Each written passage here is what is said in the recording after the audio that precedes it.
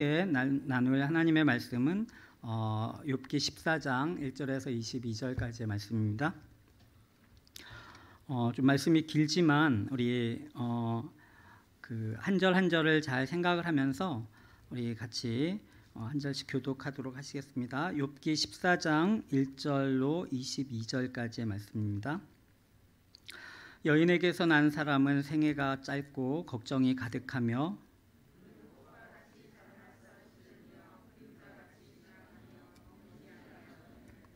이와 같은 자를 주께서 눈여겨 보시나이까? 나를 주 앞으로 이끌어서 재판하시나이까?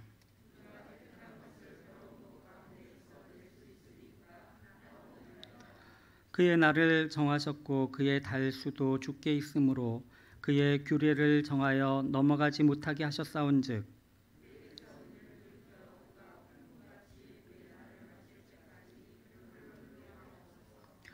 나무는 희망이 있나니 찍힐지라도 다시 움이 나서 연한 가지가 끊이지 아니하며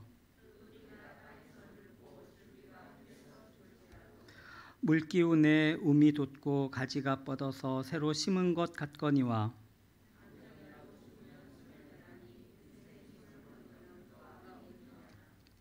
물이 바다에서 줄어들고 강물이 잦아서 마름같이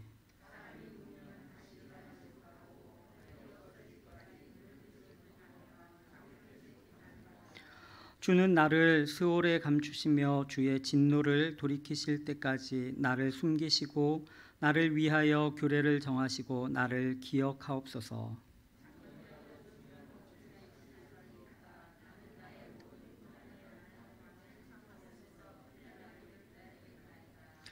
주께서는 나를 부르시겠고 나는 대답하겠나이다. 주께서는 주의 손으로 지으신 것을 기다리시겠나이다.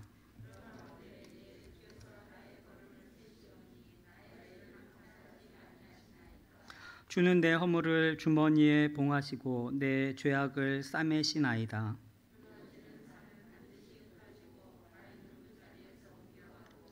물은 돌을 닳게 하고 넘치는 물은 땅의 티끌을 씻어버리나이다. 이와 같이 주께서는 사람의 희망을 끊으시나이다.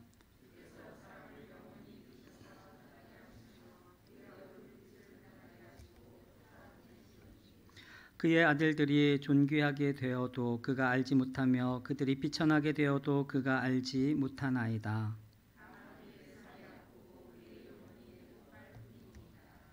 아멘.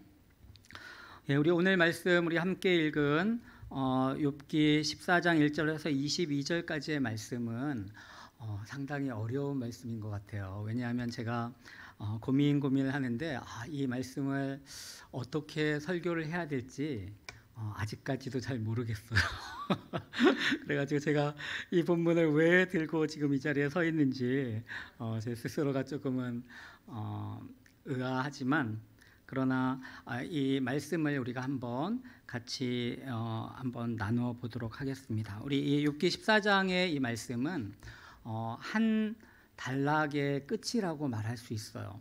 그 한 단락이라는 것은 욥기에서 보면 의인이 당하는 고난의 문제에 있어서 그 고난에 대해서 욥과 세 친구가 한판 이제 토론을 벌이고 있죠. 그래서 욥이 3장에서 자신의 독백을 말을 했을 때에 그때 이제 4장과 5장에서 엘리바스라고 하는 욥의 그 친구가 욥에게 어떤 충고를 해주죠. 아주 좋은 의미에서의 충고고 그 말은 틀리지 않은 말이죠. 그래서 그 충고를 해주고 나서 거기에 대해서 이제 6장과 7장에서 욥이 대답을 해요. 욥의 대답은 어떻게 구성이 되어 있냐면 친구의 그 충고에 대해서 적절한 답변을 하고 그 다음에 이제 홀로 다시 생각을 하면서 독백의 형식으로 무엇인가를 말을 하는 그런 구성으로 되어 있습니다. 그리고 두 번째 친구인 빌닷이 욥을 향해서 또 어떤 교훈을 주고 그거에 대해서 이제 9장에서 욥이 또 9장과 10장에서 이렇게 또 대답을 하고 있습니다. 그리고 이제 11장에서 소발이라고 하는 사람이 세 번째 욥의 친구가 또 욥에게 어떤 말을 하고, 그리고 욥이 지금 12장과 13장 그리고 14장에 걸쳐서 길게 이 소발에 대해서 대답을 하는 것을 볼 수가 있습니다. 그런데 이 마지막 14장 그리고 13장의 끝부분에 보면 욥의 기도가 나와요. 욥이 이제 논쟁의 그 한 단락을 마치면서 욥이 기도하고, 그리고 14장에 또 독백의 형식으로 이렇게 이제 고백하는 것으로 첫 번째 이 토론의 그 과정이 마무리되는 것을 볼 수가 있습니다. 그리고 이제 15장부터는 두 번째 판이 벌어지는 거죠. 이제 두 번째 엘리바스 또 빌닷 소발 이렇게 쭉 이야기하는 것이 나오는데, 그 첫 번째 이 대화의 마지막 부분이다라고 이렇게 생각을 해 볼 수가 있겠습니다. 오늘 말씀을 보면서 저는 오늘 말씀의 제목을 무엇으로 잡을까 고민을 하다가 13장 20절에 오직 내게 이 두 가지를 행하지 마옵소서. 우리 욥이 하나님 앞에 간절하게 기도하는 거예요. 하나님 앞에 기도하면서 하나님, 나에게 오직 이 두 가지만 제발 하지 않았으면 좋겠습니다. 그래서 욥의 기도라고 하는 그 제목을 잡고서 이 말씀을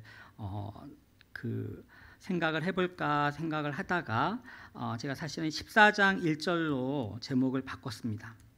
14장 1절이 뭐냐 하면, 여인에게서 태어난 사람은 생애가 짧고 걱정이 가득하며. 그래서 우리의 삶이라는 것이, 특별히 우리가 지금 어려운 시기를 살아가잖아요. 사실은 우리 그 재난지원금이라고 하는 것을 이제 난생 처음 경험을 해보면서 잠시 행복을 많이 누린 것 같아요. 그죠? 없던 돈이 생겨나면서 뭐 마음껏 먹고 싶은 것도 먹고 살 것도 사고, 또 다는 아니지만 또 많은 사람들이 그 재난지원금을 통해서 행복한 이제 돈을 더 벌거나 하는 그런 것들을 느꼈던 적도 있지만, 그러나 일반적으로 우리가 전체적인 그런 우리 삶이라는 것을 돌아볼 때에 참 지금은 힘든 시기다, 또 곤고한 시기다, 그렇게 이제 말을 할 수가 있는 것 같아요. 그래서 이 14장 1절의 제목이 저에게 더 다가왔던 것 같아요.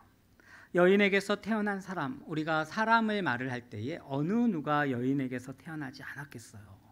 심지어는 우리 예수님께서도 여인에게서 태어나셨잖아요, 그죠? 여인에게서 태어난 사람이라고 하는 그 개념을 통해서 삶이라는 것을 우리가 생각을 해볼 때, 우리의 삶은 짧은 생애라는 거죠. 짧은 생애. 제가 지금 제가 나이가 50대 초반인데 50대 초반이라서 아직까지 살 날이 많지만 제가 언젠가 한 번도 인생에서 그런 생각을 안 해봤었는데, 제가 얼마 전에는 제 삶을 돌아보면서 10대 때, 한 자릿수일 때 나이가 10대 때의 나의 삶은 어땠을까? 그 다음에 이제 그러니까 10살이 되기 전에, 그 다음에 10대 때 일자가 이 앞에 있는 그 시기는 어땠을까? 그리고 20대는 어땠을까? 30대는 어땠을까? 그리고 40대는 어땠을까? 그리고 이제 드디어 50대가 되었는데, 50대일 때는 나의 삶이 어떻게 될 것이고, 60대는 또 어떻게 될 것이고, 70대는, 80대는, 90대까지 갈 수는 있을지, 뭐 이런 생각들을 하면서 인생이라는 것이 돌이켜보면 굉장히 짧게 지나갔다 하는 그런 생각이 들어요. 그리고 그 많은 인생들 가운데서 정말 많은 다양한 그림들이 있었던 것 같아요. 아마 우리 젊은 우리 학생들도 내 살아갈 날이 까마득하구나 이렇게 생각할 수도 있지만, 굉장히 빨리 지나가고, 그리고 삶은 정말 다양한 그림들이 그 삶 속에 그려진다라는 것이죠. 정말 많은 일이 일어나는 것 같아요. 그런데 이제 14장 1절에 보니까 여인에게서 태어난 사람, 그 사람의 생애는 짧고, 그리고 또 그 안에는 걱정이 가득하다는 거예요. 우리 오전에도 우리 목사님께서 걱정이라는 것을 말씀을 해주셨는데, 우리의 삶은 정말 걱정으로 가득한 것 같아요. 그 삶을 우리 이 욥의 독백에서 욥은 꽃과 같이 비유를 했습니다. 그는 꽃과 같이 자라나서 시들며 그림자같이 지나가며 머물지 않는다는 거예요.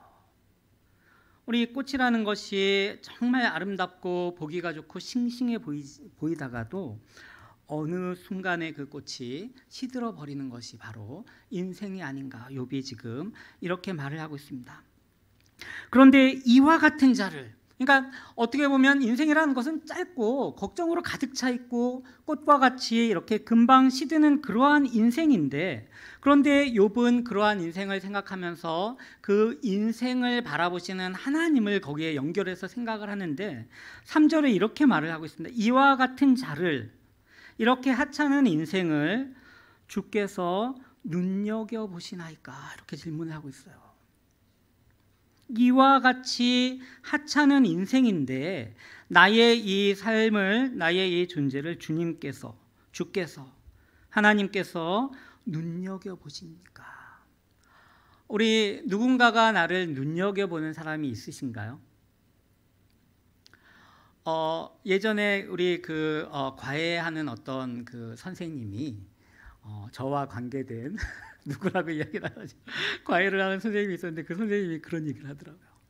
학원에 많은 애들이 오는데 그 중에 대부분의 아이들은 한두 명을 위해서 밑에 깔아주는 애들이라는 거예요. 이 아이들은 열심히 돈을 가지고 와서 공부를 이제 한다고 학원에 오는데 실제로 선생님들이 볼 때에는 거기 한두 명 열심히 하는 아이들, 그 아이들을 위해서 밑에 와서 깔아준다는 거죠. 그러니까 눈여겨보지 않는 거죠. 학원 선생님이 얘는 키울 만한 애야, 이렇게 눈여겨봄을 당하지 않는 그런 아이들이다라고 말할 수 있는데, 그런데 하나님은 우리를 어떻게 보실까요? 우리의 삶 속에서 우리가 살아가는 그런 학교라든가 우리 어떤 심지어는 가정에서도 혹은 직장에서 다양한 삶의 그러한 가운데서 나의 존재는 과연 어떠한 존재인가? 누가 나를 눈여겨보면서 관심을 가져주고 있는가? 그런 생각들을 할 수 있을 것 같아요. 근데 이 욥은 자신의 이러한 하찮은 인생을 이와 같은 자를 주께서 눈여겨보신다는 거예요. 눈여겨본다라는 건 좋은 의미죠. 그러나 좋은 의미이면서 동시에 굉장히 부담스럽고 힘든 그런 것이라고도 또한 말할 수 있습니다. 우리 오늘 맥락에서 욥은 하나님께서 자신의 그 하찮은 인생을 눈여겨보는 것이 너무너무 싫어요. 사실은, 그죠? 이 맥락에서는. 왜냐하면 눈여겨보시면서 나를 주 앞으로 이끌어서 재판하신다는 것이죠. 누군가가 나를 감시하고 쫓아다니고 조사하고 그러면 얼마나 힘들겠어요. 그런데 하물며 하나님께서, 하나님, 나는 정말 보잘것없는 그러한 존재니까 나에게 이렇게 관심을 안 두셔도 좋을 것 같은데, 그런데 하나님이 나를 굳이 눈여겨보시면서 재판을 하신다는 것이죠. 그것을 생각하니까 욥이 답답한 거예요. 황당한 거죠. 그러면서 이렇게 말을 하고 있어요. 누가 깨끗한 것을 더러운 것 가운데서 낼 수 있으리까? 우리 이사야 선지자가 6장에서 하나님의 부르심을 받을 때에, 소명을 받을 때에, 그때에 성전에서 나타나신, 현현하신 그러한 하나님을 보게 되죠. 그 하나님의 그 옷자락이 성전에 가득 차 있는, 아마 굉장히 신비로운 광경이겠죠. 그리고 거기에 보면 날개가 6 달린 스랍이 날면서, 그죠? 2개의 날개로 날고, 2 날개로는 눈을 가리고, 2 날개로는 발을 가리고, 그리고 하나님을 찬양하는 그러한 광경을 바라보게 되죠. 그때에 여러분들이 그 자리에 있으셨다면 어떠시겠어요? 와, 나도 저런 신비로운 걸 구경할 수 있다면 얼마나 좋을까? 그죠? 그렇게 생각하실 수도 있겠지만 이사야 선지자는 그렇게 생각을 하지 못했었죠. 이사야 선지자가 뭐라고 말을 하죠? 화로다 나여. 오늘날 우리 청소년들의 언어로 바꾸면 뭐라고 바꿀 수 있을까요? 화로다 나여. 네, 망했다는 거죠. 왜? 나는 입술이 부정한 사람으로서, 입술이 부정한 백성 중에 거하면서 그 거룩하신 하나님을 배웠다는 거예요. 그 깨끗하고 거룩하고 완벽함 앞에서 자신의 연약함과 부정과 죄가 드러날 때에 우리에게 찾아오는 것은 두려움과 죽음이겠죠. 그것이 엄습하는 거예요. 욥은 하나님이 하찮은 나를 바라보면서 이렇게까지 나를 조사하고 계속 이렇게 검사하고 하는 그러한 것을, 그 앞에서 욥은 무너지는 거죠. 누가 깨끗한 것을 더러운 것 가운데서 낼 수 있겠느냐. 하나님께서 인생을 점검하신다면, 인생을 조사하신다면 그 앞에서 선하다고 당당하게 나설 수 있는 사람이 누가 있겠냐는 거예요. 왜? 5절에 보니까 그의 날을 하나님이 정하셨고 그의 달수도 하나님이 다 정하셨다는 거죠. 하나님이 정해놓으신 규례를 정하여 넘어가지 못하게 하셨다는 거예요. 어쩌면 우리가 살아가는 이 시대는 인류의 역사에서 굉장히 행복한 시간일 수도 있을지 모르겠어요.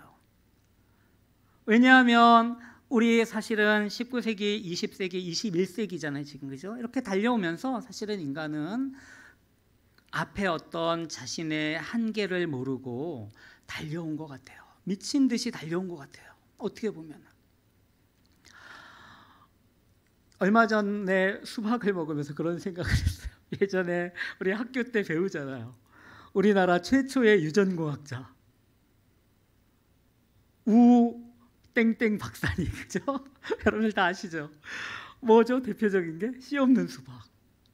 씨 없는 수박 얼마나 좋아요. 우리 수박 먹을 때마다 씨 때문에 한데 씨가 없어서 씨가 다 사그라져 가지고 없는, 그래서 달고 맛있는 과육과 과즙만 있는 그 수박.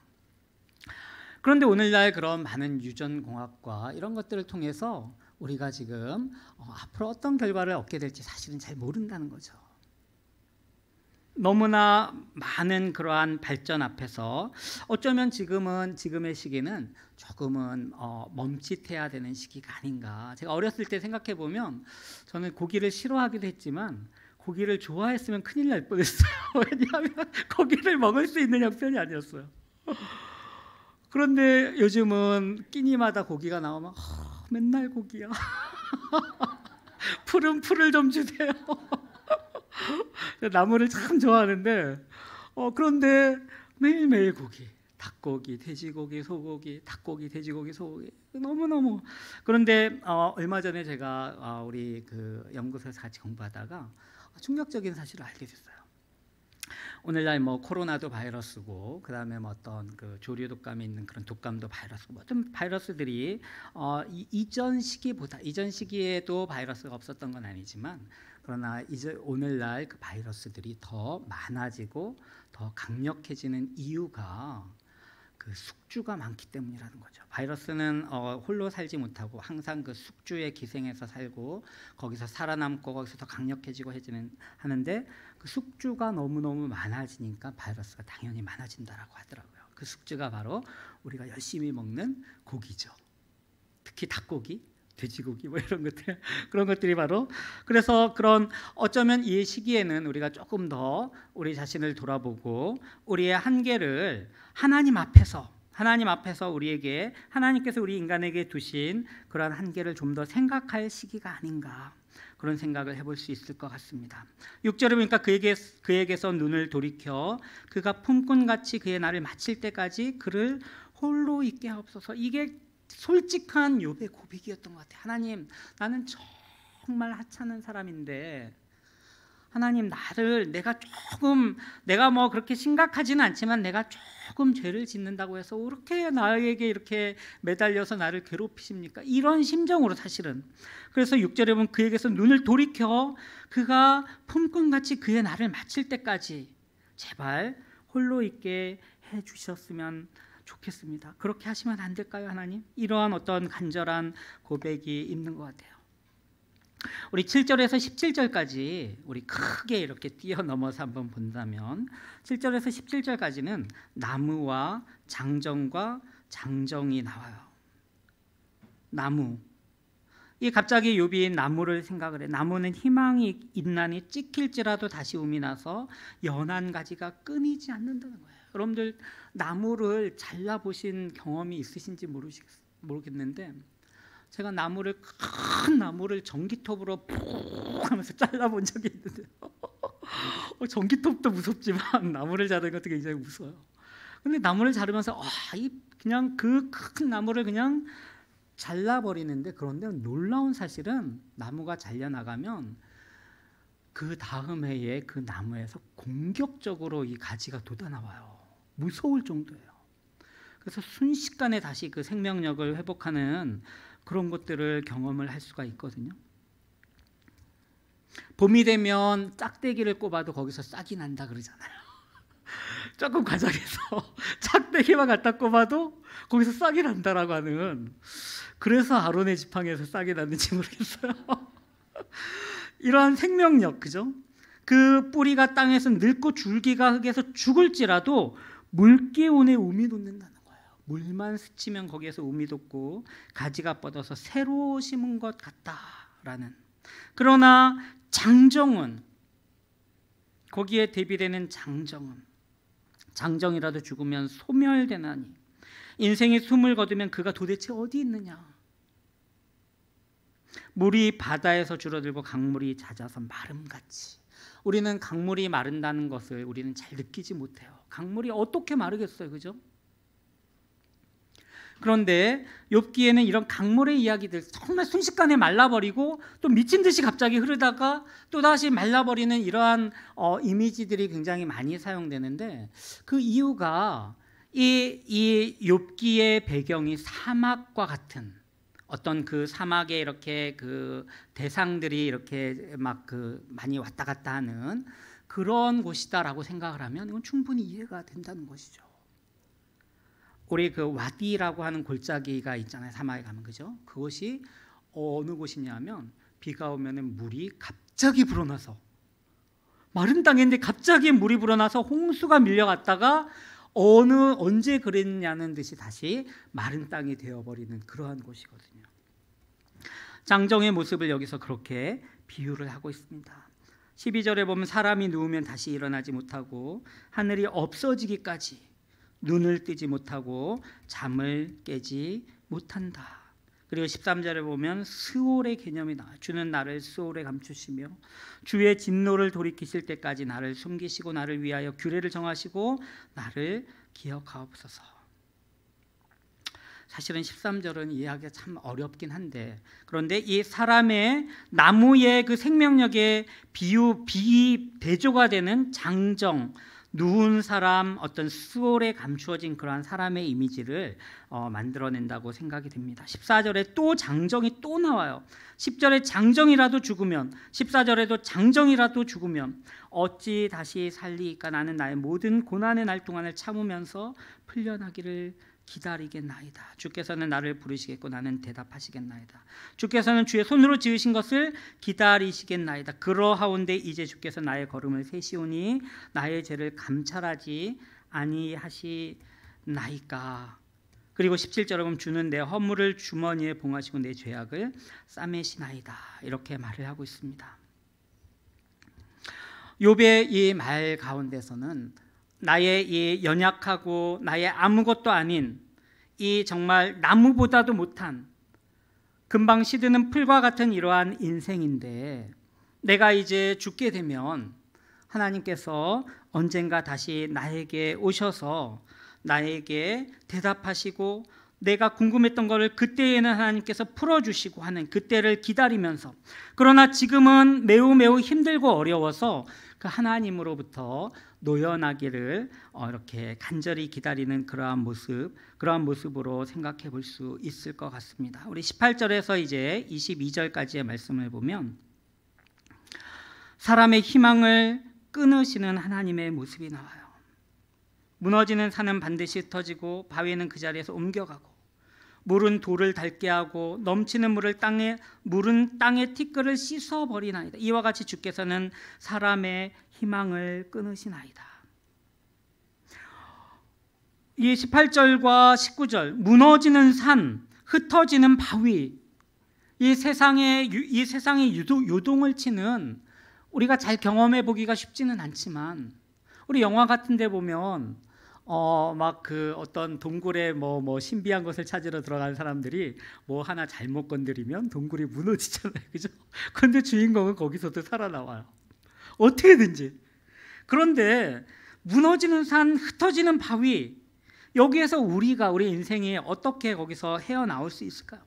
물이 돌을 닳게 하고 넘치는 물이 땅에 티끌 씻어버리는, 어쩌면 수많은 그러한 세월이 흘러가는 그러한 모습이고, 그리고 온 땅을 뒤덮는 홍수와 같은 그러한 모습인데, 그 앞에서 정말 연약한 그 사람, 그 희망을 말할 수 없는 그런 연약한 그러한 사람의 모습이다라고 이렇게 볼 수 있습니다. 20절에 보니까 주께서 사람을 영원히 이기셔서 떠나게 하시며 그의 얼굴빛을 변하게 하시고 쫓아보내시오니 그의 아들들이 존귀하게 되어도 그가 알지 못하며 그들이 비천하게 되어도 그가 깨닫지 못하나이다. 다만 그의 살이 아프고 그의 영혼이 애곡할 뿐이다. 우리 이 20절과 21절에 보면 영원히 존재하는 하나님과 또 우리가 영원히 존재하는 사람은 없잖아요. 그죠? 우리 사람은 영원히 존재하기가 힘들다는 것이죠. 우리는 세대와 세대를 넘어가면서 어쩌면 우리의 인생이 언젠가 여러분들이 땅에 묻히게 될 때, 우리가 땅에 묻히게 될 때 우리의 아들들이, 우리의 자녀들이 이 땅에서 살아가는 것을 우리는 보게 될지도 몰라요. 어떻게든지, 그죠? 그러나 그 아들들이 존귀하게 되어도 그것을 알지 못하고 그들이 비천하게 되어도 그가 깨닫지 못한다는 것이죠. 이 유한한 인간의 모습. 그리고 22절에 다시 현재로 돌아와서 다만 그의 살이 아프고 그의 영혼이 애곡하는 그러한 모습. 이것이 욥의 모습이라는 것이죠. 끊임없이 한계가 없으신 하나님과 한계 가운데 있는 인간, 영원하신 하나님과 영원하지 못하는 인간, 그러한 한계, 이 너무나도 분명한 이 한계의 선상에서 욥은 하나님을 향해서 하나님, 나를 눈여겨보고 계시군요. 나를 너무너무 힘들게 지금 고통을 주고 계시군요. 나의 죄를 찾으시려고 이렇게 친구들을 통해서 끊임없이 나를 공격하고 계시군요. 이러한 하나님의 모습을 욥은 지금 아프게 바라보고 있는 것 같습니다. 그런데 이러한 욥의 모습 속에서 우리는 굉장히 중요한 사실을 바라볼 수 있는 것 같아요. 그것은 이 욥이 그러한 상황 속에서 끊임없이 하나님을 향해서 말을 하고 있다는 거예요. 끊임없이. 우리 어떤 사람이 나에게 화가 났다라는 것을 우리가 정말, 우리 특히 부부 가운데서도 그렇고요, 가까운 사람들 가운데서 저 사람이 나에게 지금 상처를 받았나 보다, 저 사람이 나에게 굉장히 섭섭한가 보다, 저 사람이 나에게 서 이제는 멀어지려고 하는가 보다, 그런 걸 느낄 수 있는 증거가 있는데 그게 뭔지 아시나요 혹시? 우리 김병학 목사님 곧 결혼하실 건데 싸운 적 있으세요? 가장 큰 증거가 뭐냐면 말이 없어지는 거예요. 말을 안 하는 거야. 내가 너랑 말할 필요가 없어. 너를 내가 대면할 필요가 없어. 말수가 적어지면 그거 분명한 거예요. 그런데 욥이 만약에 하나님에 대해서 하나님, 나는 하나님에 대해서 더 이상 이제는 하나님과 관계를 내가 끊겠어요. 관계성을 나는 이제 멀리하겠어요. 이러면 욥은 침묵하기 시작할지도 몰라요. 모든 게 다 필요 없어. 다가가려고 하는데 됐어요. 그만 말하세요. 가세요. 이러면 굉장히 힘들어지는 거예요. 그런 사람들 있잖아요. 그죠? 이렇게 뭐 하려고 하면 됐어요. 가세요. 필요 없어요. 이렇게 직접 말은 안 하지만 그냥 나는 다 필요 없습니다. 이게 굉장히, 그죠? 그런데 욥은 이 어려운 한계 상황 속에서 끊임없이 하나님을 향해서 불평을 말한다는 거예요. 불평을 말한다는 것이죠.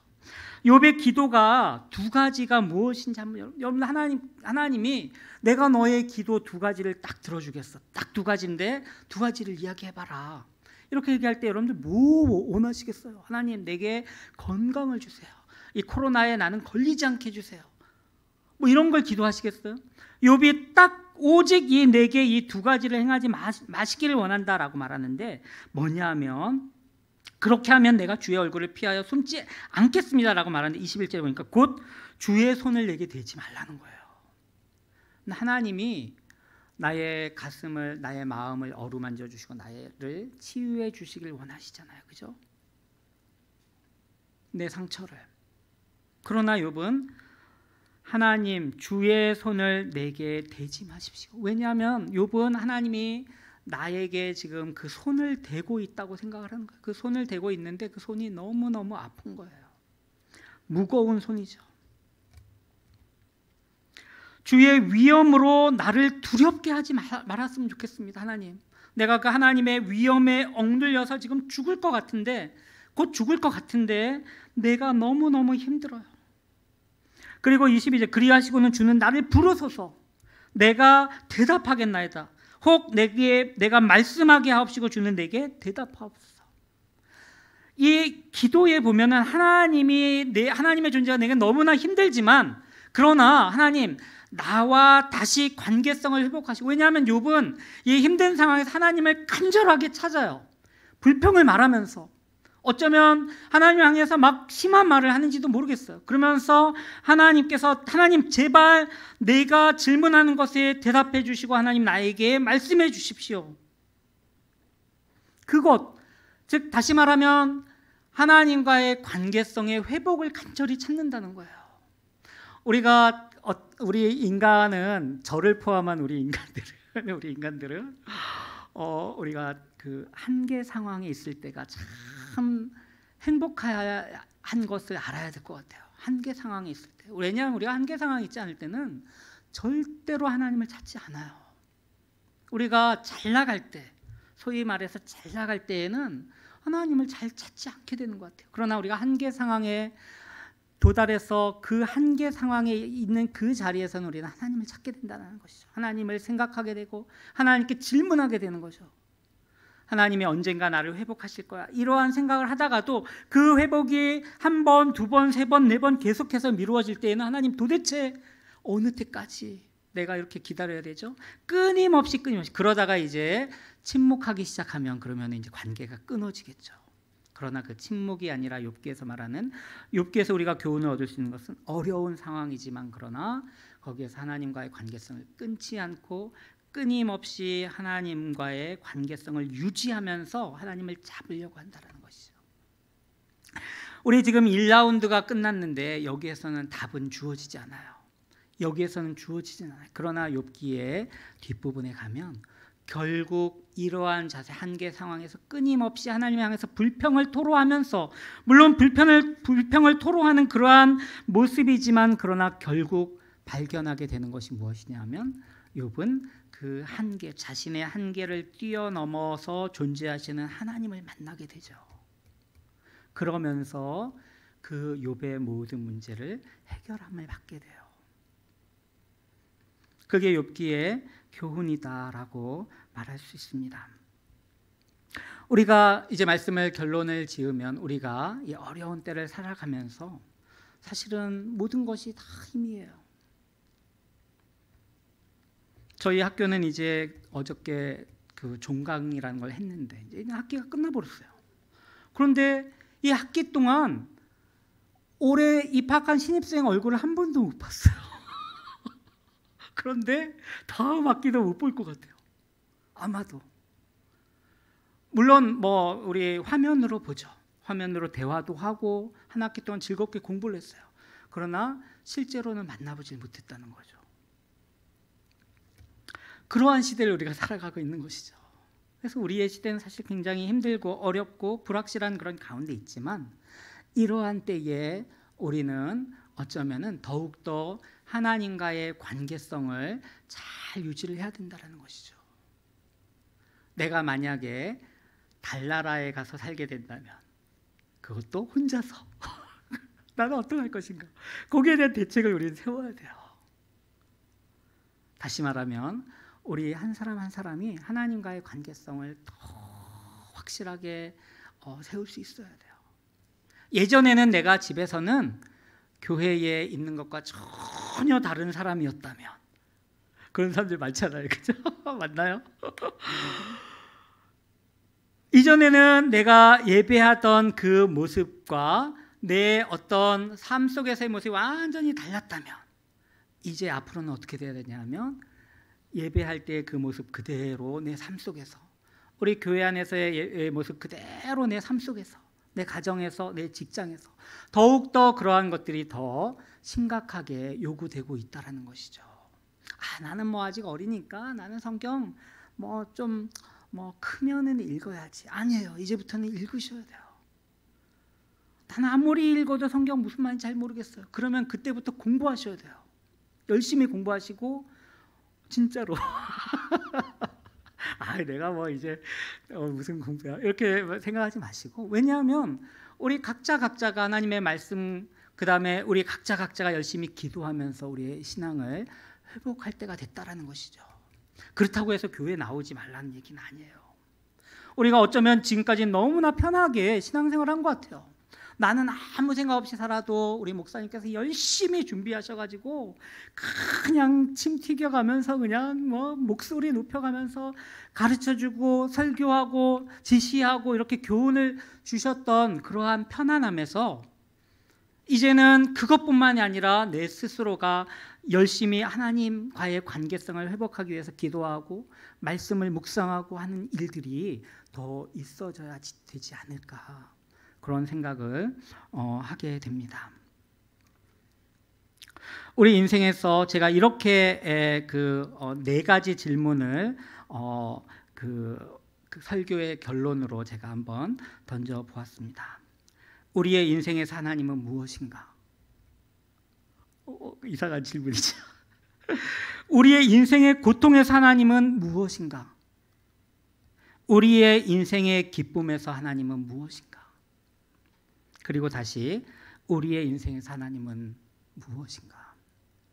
우리의 인생에서 하나님은, 나의 삶에서 하나님은, 누군가가 계속 엄마 아빠가 야, 너와 하나님은 중요하니까 꼭 붙어 있어야 돼, 계속해서 누군가가 이렇게 하는 것이 아니라 스스로가 생각하는 것이죠. 우리의 인생에서 하나님은 무엇인지, 우리의 고통과 기쁨에서 그 하나님은 무엇인지, 우리의 인생에서 하나님은 무엇인지, 이러한 것을 고민을 하면서 이 어려운 때에 우리가 잠잠히 하나님을 더 묵상할 수 있는 그런 저와 우리 성도님들이 되셨으면 좋겠습니다. 우리 조금 어려운 노래 같은데요, 저한테는. 우리 아까 찬양팀 좀 같이 찬양을 해주시면 좋을 것 같아요. 우리 마지막에 송축해 내 영혼, 이거 찬양 굉장히 마음에 많이 와닿는 것 같아요. 나의 영혼을 우리 생각하면서 우리 하나님과의 관계성을 회복하기를 간절히 원하는 마음으로 우리 찬양 같이 드리시겠습니다. 어디부터 해야 되죠? 송축해 내 영혼, 내 영혼아, 거룩하신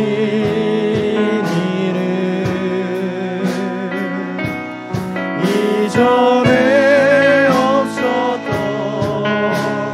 노래로 나 주님을 경배해. 다시 한번 송축해 내 영혼, 송축해 내 영혼, 내 영혼아, 거룩하신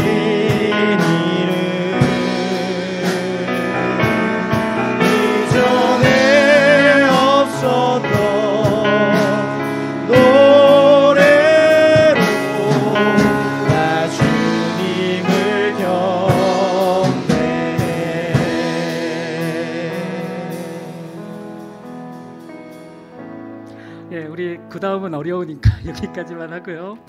이 후렴구인지 모르겠는데 이게 굉장히 많이 와닿는 것 같아요. 송축해 내 영혼, 내 영혼아, 거룩하신 이름, 이전에 없었던 노래로 나 주님을 경배해. 이전에 나의 그 하나님과의 관계성을 우리가 새롭게 할 필요가 있는 것 같아요. 내 영혼을 우리 생각하면서 이 찬양의 가사를 우리 그대로 되뇌이는 기도를 했으면 좋겠어요. 송축해 내 영혼 내 영혼아 거룩하신 이름, 이전에 없었던 노래로 나 주님을 경배해. 정말 우리 이 어려운 시기를 살아가는 우리 한 사람 한 사람이 지극히 작은 영혼부터 모든 영혼에 이르기까지 우리가 정말 이 관계성을 회복할 수 있기를 간절히 우리 기도했으면 좋겠습니다. 우리 이 시간에 우리 같이 기도했으면 좋겠습니다. 목소리를 크게 내지 않으셔도 좋을 것 같아요. 우리 이 하나님, 나의 삶에서 하나님과의 관계성을 회복할 수 있기를, 그래서 내가 드리는 이 찬양이, 내가 드리는 이 기도가, 내가 드리는 이 예배가, 내가 드리는 이 헌신의 삶이 이전에 없었던 정말 새로운 그러한 모습이 되어서 내가 하나님과 다시 아주 간절한 그러한 관계를 회복하기를 원합니다. 우리 이러한 기도를 우리 이 시간에 같이 드리시겠습니다. 주님,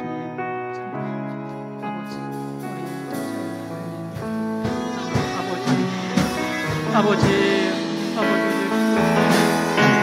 하나님, 우리의 삶에서 그 하나님을 볼 수 있는 은혜를 주시고, 우리의 아버지 하나님, 하나님을 바라보는 모습이 진실로 회복되기를 간절히 바랍니다. 아버지 하나님, 성령께서 우리를 변화시키시고 우리로 하여금 깨닫게 하시고 우리의 눈을 뜨게 하시고 우리의 마음이 간절히, 우리의 마음이 뜨거워지게 하나님 앞에 아버지 하나님 하여 나아갈 수 있는 그러한 은혜가 있기를 하나님 간절히 바랍니다. 아버지 하나님, 우리의 아버지 하나님 모든 삶에 진실로 하나님 앞에서 가까이 아버지 하나님 그러한 은혜가 있게 하나님 도와주시고, 고통 가운데 있는 우리 모든 주여, 아버지 하나님 그 고통 가운데서도 더욱더 하나님을 향하여 간절한 마음으로 나아갈 수 있는 은혜를 주여 허락하여 주시고, 기쁨과 감사와 아버지 하나님 그런 가운데서도 아버지 하나님 그것을 더욱더 아버지 하나님 앞에 아버지 하나님 주님을 나갈 수 있는 은혜가 있는 도와주시고, 아버지 하나님 우리 요배 아버지 하나님의 간절한 고백이 너무나도 아프고 힘들고 어려운 그러한 모습이지만, 그러나 하나님 아버지 이것을 통하여 하나님 앞에 간절히 나아가는 그러한 모습을 아버지 하나님 앞에 주여 우리를 불러주시고 주여 우리를 아버지 하나님, 더욱더 하나님 앞에 온전히 살아갈 수 있는 주여 잡아주시옵소서. 아버지 하나님,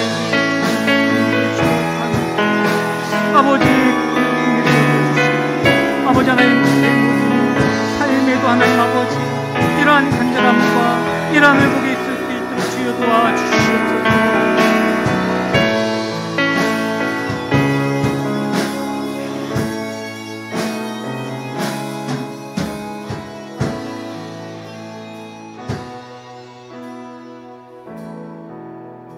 하나님 아버지, 우리의 간절한 영혼을 하나님께로 향하며 하나님을 찬양하고 우리의 모든 삶을 이끄시고 채우시고 우리의 삶을 풍성케 하시는 그 하나님의 은혜를 우리가 감사하며 송축을 드립니다. 하나님 아버지, 우리의 찬양이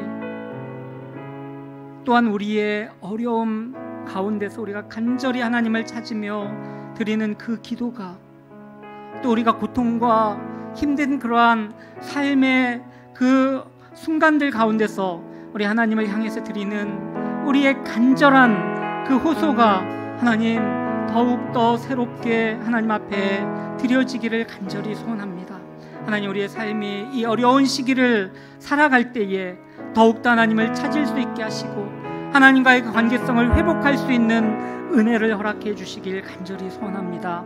우리 피플스 교회의 한 영혼 한 영혼을 어린아이부터 우리 어르신들에 이르기까지 신앙이 아직까지 초보 단계에 있는 사람부터 정말 오랜 정말 믿음의 신앙생활을 해오신 모든 우리 성도님들에 이르기까지 그 누구에게서라도 하나님 참으로 우리의 이 모습이 하나님 회복되게 하시고 우리의 살아있는 그 모습이 우리 교회를 살릴 수 있는 은혜를 허락해 주시길 하나님 간절히 소원합니다. 이 시기가 너무나도 힘들고 어려워서 참으로 아버지 하나님 이 생명력을 찾기가 힘든 그러한 때인데 하나님 우리 교회가 그러한 생명력이 넘치는 기쁨이 넘치는 능력이 넘치는 그러한 교회가 될 수 있도록 주여 인도하여 주시옵소서. 하나님 아버지 우리 선교사님들을 날마다 생각할 때마다 하나님 아버지 이분들의 어려움이 어느 정도일지 우리가 가늠할 수 없음을 고백합니다. 하나님 아버지 대부분의 선교사들이 선교지에서 아무것도 하지 못하는 이러한 형편 가운데서 하루하루를 살고 있습니다. 심지어는 사역지를 지킬 수가 없어서 이제 한국에 나와서 기약 없는 그런 기다림 가운데 있는 그런 선교사님들도 참으로 많이 있는 것을 하나님 보게 됩니다. 하나님 이분들의 어려움과 이분들의 좌절과 절망 가운데 하나님께서 함께하여 주셔서 그러한 어려움 가운데서도 이분들이 하나님 향한 그 기도와 간절한 아버지 하나님 그 호소를 놓지 않게 하시고 그 관계성의 끈을 놓지 않게 하나님 인도해 주셔서 언젠가 다시 이 사역을 회복시켜 주실 때에 다시금 새 힘을 얻고 그 사역지에서 온전히 사역을 감당할 수 있는 그러한 은혜를 주여 허락하여 주시길 아버지 간절히 소원하고 남나이다. 아버지 하나님 우리나라의 많은 우리 교회들 어려움과 힘든 가운데 하나님 이 한 주 한 주의 예배를 이어가고 있는 것을 보게 됩니다. 하나님 이 어려움 가운데서 모든 교회들이 하나님을 향해서 더욱더 새로운 관계성을 정립하게 하시고 더욱더 진지하고 더욱더 헌신된 마음으로 하나님 앞에 나아갈 수 있는 교회들 될 수 있게 주여 인도하여 주셔서 이 어려운 시기가 지나갔을 때에는 우리 교회가 다시금 회복되게 하시고 신뢰를 회복할 수 있는 그러한 은혜가 있게 하나님 도와주시길 간절히 소원합니다. 아버지 하나님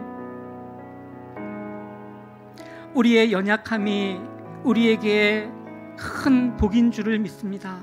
우리의 어려움이 우리가 더욱더 하나님 앞에 나아갈 수 있는 그러한 기회가 된다는 것을 하나님 우리가 알고 더욱더 이 시기를 견뎌낼 수 있는 그러한 저희들 될 수 있도록 하나님 인도해 주시길 원합니다. 우리에게 형통한 날을 주셨던 것처럼 이제 곤고함을 당할 때에 우리가 더욱더 하나님을 생각하게 하시고 우리를 이끌어 주셨고 지금 우리와 함께 하시고 우리 앞으로 이끌어 가실 하나님을 더욱더 하나님 신뢰하며 하나님을 붙들 수 있는 저희들 될 수 있도록 인도하여 주시옵소서.